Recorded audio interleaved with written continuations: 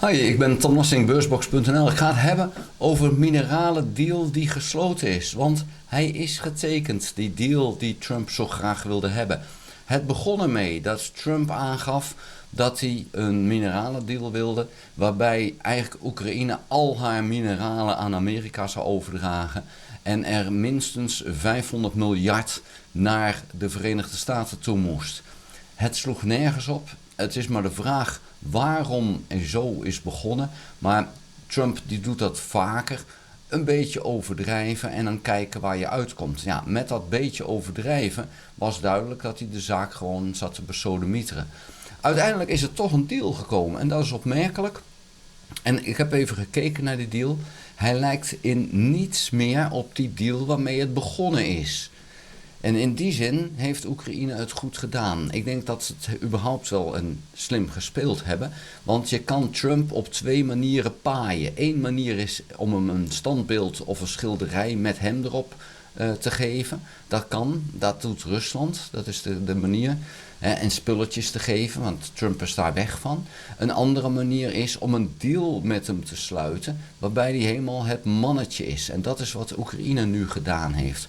Maar wat is dan die deal? Nou, in feite gaat het erom, nieuwe projecten zullen in een 50-50 basis zullen worden opgepakt. Nou, en vervolgens gaat dan de eerste 10 jaar gaat het geld naar Oekraïne.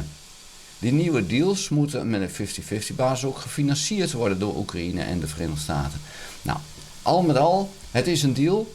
En ik denk zelf dat het papier niet waard is waar het op staat. Maar als het Oekraïne helpt om wapens te verkrijgen, om Rusland te bestrijden, dan is het een goede zaak. En onderdeel van die deal is dat Oekraïne commercieel gezien wapens kan gaan kopen in de Verenigde Staten. Het was al gek dat dat even niet kon. Want ja, de wapenfabrikanten in Amerika die merken dus dat er veel minder vraag is naar hun wapens vanwege Trump. Dus die willen echt wel omzet maken. Maar nu als onderdeel van die deal kan Oekraïne gewoon wapens kopen in de Verenigde Staten. En dat is op zich een goede zaak, er is niks mis mee. Maar ja, dat kon dus eerst niet. Ja, ik ben er geen voorstander van. Ik denk verder dat het allemaal bullshit is, maar het is een noodzakelijk kwaad om dan toch een beetje een wit voetje te halen bij Trump, zodat hij niet tegenwerkt. Want dat kan natuurlijk ook. Voor Trump is die oorlog in Oekraïne iets lastigs. Hij wil eigenlijk een deal met Rusland, want Rusland heeft heel veel meer grondstoffen en energie en die wil hij eigenlijk naar Amerika toe hebben en niet naar China toe.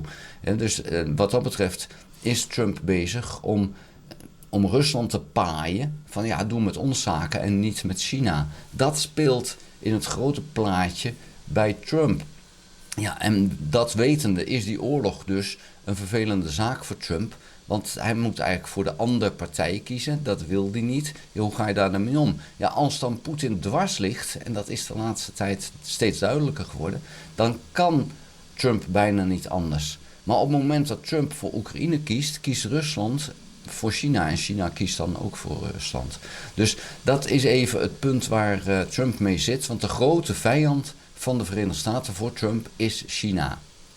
En dat is heel zijn beeld. En dat maakt de zaak zo ingewikkeld.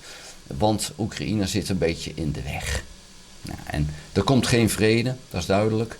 En hoe dan Trump zich gaat manoeuvreren is ook maar de vraag. Maar het zou voor Trump heel goed zijn als er wel een vrede komt. Maar ja, de vraag is natuurlijk hoe moet hij er dan komen. Want Poetin heeft er helemaal geen zin in om te moeten toegeven dat hij die oorlog verloren heeft. Want hij heeft nog niet verloren. Hè? De oorlog is al verloren, maar hij heeft hem nog niet verloren. Dat klinkt misschien raar, maar de oorlog is verloren omdat Oekraïne niet veroverd is. Dat was het doel. Dat is niet gelukt, dus dat is al mis. Dan zie je dat het front min of meer afgelopen jaren gelijk is gebleven. Er zijn wat delen zijn verloren gegaan. Er zijn delen extra die nu veroverd worden. Maar al met al is de hoeveelheid grond die Rusland bezet heeft in 3 jaar tijd niet echt veranderd. Dus het is een stalemate. Het is een oorlog die niet gewonnen kan worden door Rusland. Maar hij kan wel verloren worden door Rusland. En dat wil Poetin dus niet. Nou, dat is dus nu wat zo speelt. En Oekraïne zal dus zo hard moeten vechten dat de oorlog verloren gaat worden door Rusland. En dan misschien niet zozeer dat Oekraïne het land militair gezien gaat veroveren. Maar uiteindelijk het doel zal zijn voor Oekraïne dat Rusland het gewoon opgeeft. Dat ze zeggen, ja, dit trekken we niet langer. Wij moeten wel gewoon terug naar Rusland en met een relatie met bijvoorbeeld de Verenigde Staten en misschien ook wel weer Europa gaan opbouwen. Want we hebben geen geld meer en we kunnen niks meer. De staat valt uiteen als we nu niet stoppen. Zoals dat in 1989 ook gebeurde. Nou, die situatie moet Oekraïne naar gaan werken. En ja, dat is een heel vervelende zaak, want je zou liever hebben van, goh, sluit nou gewoon vrede, daar ben je er vanaf. Maar zo'n situatie bestaat gewoon niet. Dat gaat Poetin gewoon niet doen. Daar wil ik het bij laten. Vond je het video interessant? Geef een duim. Heb je nog geen abonnement, abonneer je dan op dit kanaal. Druk dan ook op het belletje en dan krijg je notificatie als ik een volgende video gemaakt heb. Ga ook naar de website www.beursbox.nl en schrijf daarin op de gratis nieuwsbrief. Dank voor het kijken. Tot de volgende keer. Houdoe!